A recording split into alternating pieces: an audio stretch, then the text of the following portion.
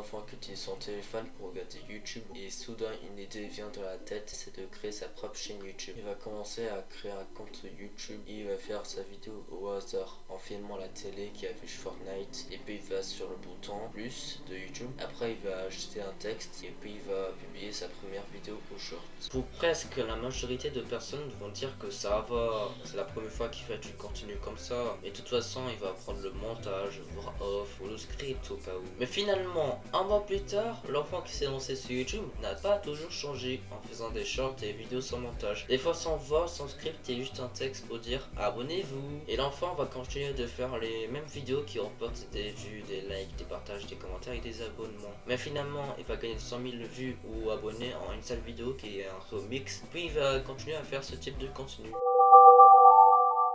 Cet exemple est le cas pour la majorité d'enfants sur YouTube qui font du contenu. Au début, vous pensez que YouTube gagne des jeunes créateurs de contenu, et ce n'est pas étonnant, vu que YouTube est le deuxième site le plus visité derrière Google. Mais les conséquences de ces jeunes créateurs de contenu causent à YouTube est désastreux, et je vais vous expliquer dans cette vidéo. Je suis Shadowban. Pour ceux qui savent pas qu'est-ce que c'est que le Shadowban, c'est quand TikTok ne te passe plus dans les pour toi. Je sais qu'il y en a qui vont me dire que ça n'existe pas. Donc je suis désolée, mais quand tu fais des vidéos bien travaillées et qu'après 2 heures elle fait même pas 300 vues, mais ça c'est horrible. Et la seule possibilité de ressortir du Shadowban, c'est que mes vidéos fassent des vues. Du coup cette vidéo elle doit percer. Du coup pour qu'elle fasse des vues, t'as juste à liker, commenter, mettre en favori, partager ou même republier. Ouais, c'est un sacré short fait par un gamin de 10 piges qui utilise son short et met Fortnite avec un texte. Non mais là, c'est presque tous les enfants créateurs qui font ça. Mais bon, vu que ce sont des gamins gentils et très innocents, je pense que ça va aller.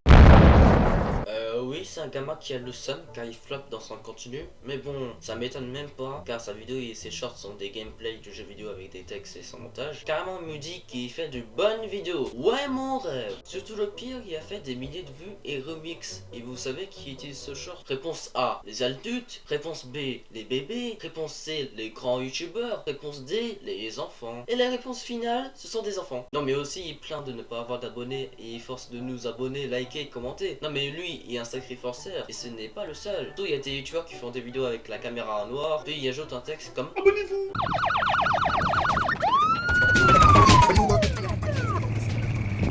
Bon, après il existe encore une autre type de vidéo énormément faite par la plupart des gamins, et je vous présente la meilleure vidéo selon les gamins ou les enfants.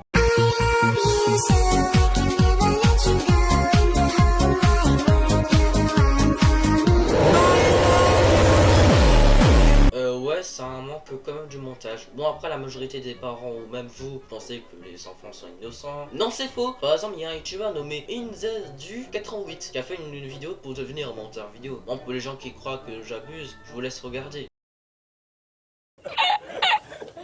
Salut, moi c'est Aizen HZN, ou tu peux m'appeler Richard. Oui, bon, ça va. Ouais, c'est mon vrai prénom. Depuis des années, je réalise des montages. 10 seconds later. Pas à me... Ciao.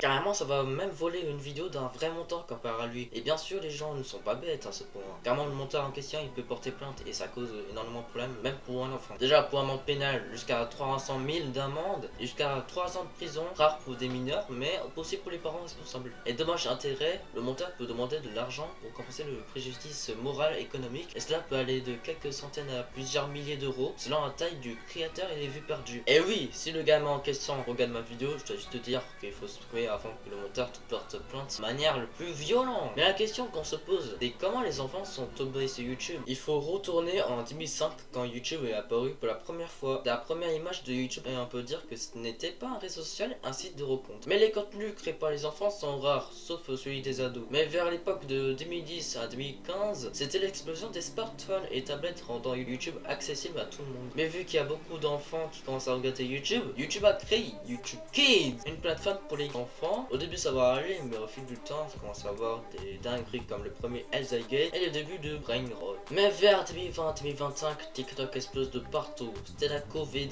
on a connu l'explosion d'utilisateurs sur plusieurs plateformes. Tous les jeunes spectateurs, et en 2023 on a connu le Brainrot, c'est le plus connu. Et c'est bien évidemment Skibidi Toilet. Bon, en gros, Toilette est créé par un Dafuk Boom, chaîne spécialisée sur l'animation. Et en 2025, plus de 58% des enfants regardent régulièrement YouTube. la plateforme dépasse carrément la télévision linéaire chez ce pub. Mais comment on a eu des enfants créateurs qui font des vidéos sans montage et des remix pour tourner en vivant à la sortie de YouTube Short? Mais pourquoi? Car il y a un concurrent très populaire nommé TikTok.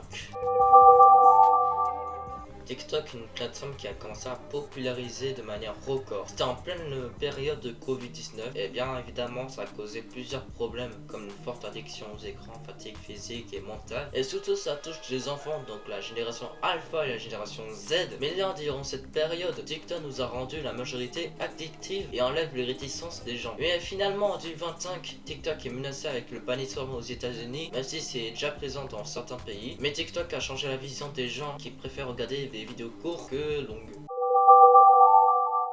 On va passer sur une chose très sérieuse, nommée les conséquences de short. Mais bon, on va parler de tous les shorts avec des textes, des emojis, des remixes et la seule conséquence possible et détruisent la recommandation de certains utilisateurs sur YouTube Short. Et pire, il y a certains enfants qui vont faire la trend du moment nommé je suis Shadowban.